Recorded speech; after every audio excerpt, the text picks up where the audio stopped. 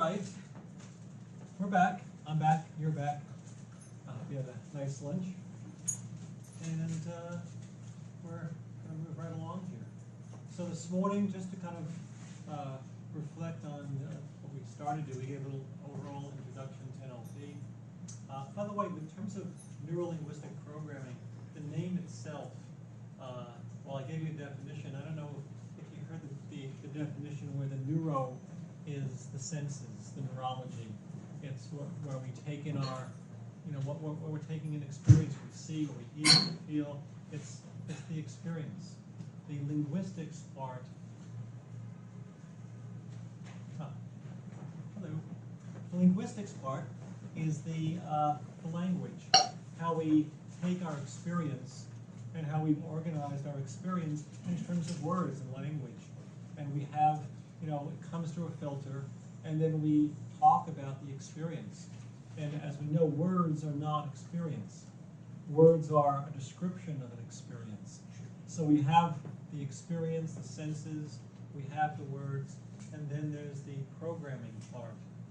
And I like to think of it as we've been conditioned, we've been programmed, and by our experiences, by the environments that we've been in. By the way, are you okay with the AC as it is? You want me to? I'm okay. I mean, I'm not really bothered. Let me try this. Let me just do that. And if you get warm, you let me know. That one's still on. And the programming part is that, we have reactions. We do have these ways in which we react to situations. We think in certain patterns. So you can say we have been programmed, we've been conditioned to respond in a certain way.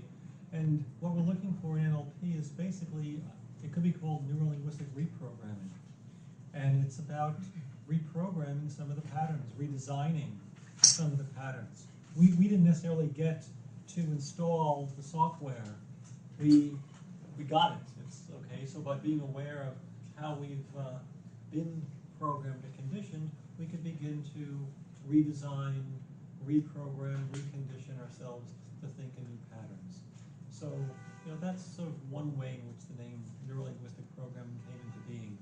Although I did hear a story, I don't know if it's true, that, one day Richard Bandler was driving in the car and I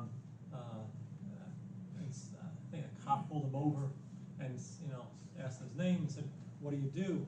And he looked in the back of his car, and there's a book on linguistics and neurology and computer programming. So neuro-linguistic programming, and that at least that's one story.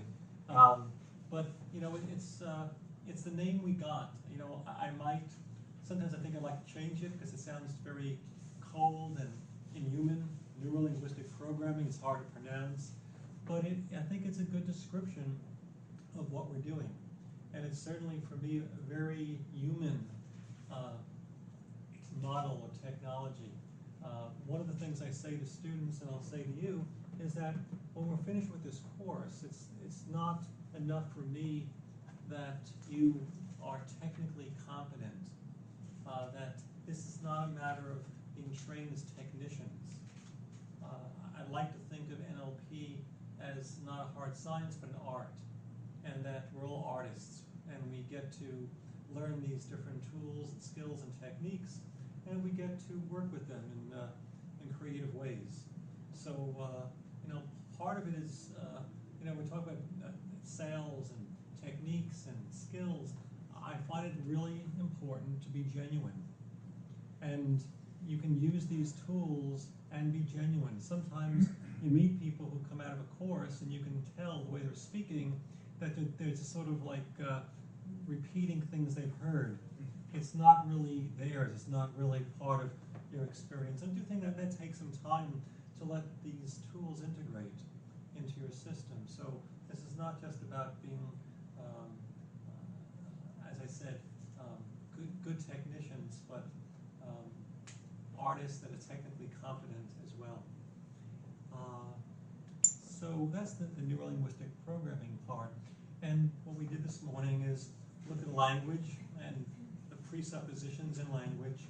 We also looked at the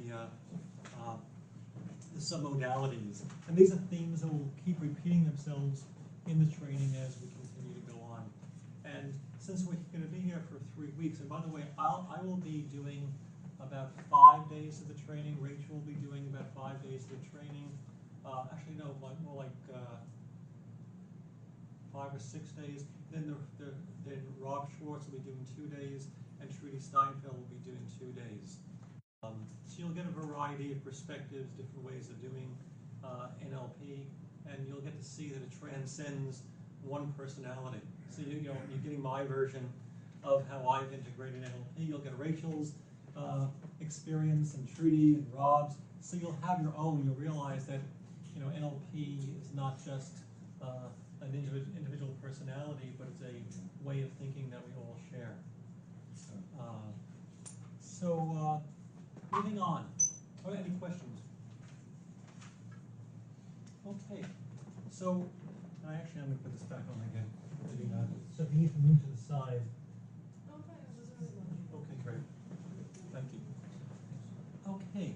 One of the things I mentioned that children can easily do is this idea of being able to play with their imagination. And the whole idea about modeling, as you mentioned, Vlad, I mean, children, and if you remember when you were a child, a lot of play. You got to play things. You got to play house, play doctor, play parents. You looked at these models around you, and you acted as if that you were these people. Maybe you were a superhero. Anyone play superheroes when you were younger? No? No superheroes? Yes? A few superheroes? So basically, I mean, tell me, who did you model? Who did you pretend to be when you were younger? Who was that? Superman. Anyone else? Princesses. Uh-huh. Anyone else? Who else did you pretend to be? Rambo. All right. So, anyone not pretend to be anybody? I don't remember being anybody. Okay. Well, you'll get a chance today. Actually, what we're going to be doing today is sort of we call it the as-if frame. Now, one of the things that if you've learned about NLP, read about NLP, is one thing that they talk about in the books is this idea of resources and going back into the past and recapturing a time and a place when you were feeling confident, or going back into the past and recapturing a time when you felt really secure and safe. So there's a lot of traveling and time going back into the past, recovering, recalling, re-accessing resources. And often when we're not going to do that this afternoon, but we are going to do something, rather than going back into the past, we're actually going to go into the future. And the idea when I'm working with someone is to ask questions like, how do you want to be thinking differently? How do you want to feel differently?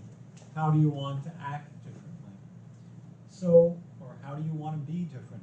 And people will say, well, I want to be more assertive. I want to feel more congruent. I want to be able to think positively. So when we describe it, it's still about the future. It's still about what's going to happen, what we want to happen. Now, some of you come into the training here with, some of you may have very specific goals as to what you want differently, how you want to think, feel, and act differently.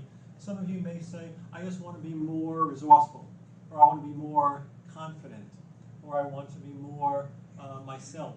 So, or maybe I want to be able to do a presentation and be really focused and really having fun doing the presentation, and also being in a position where I'm exuding confidence and competence. So that may be very, very specific. How many of you would say that you do have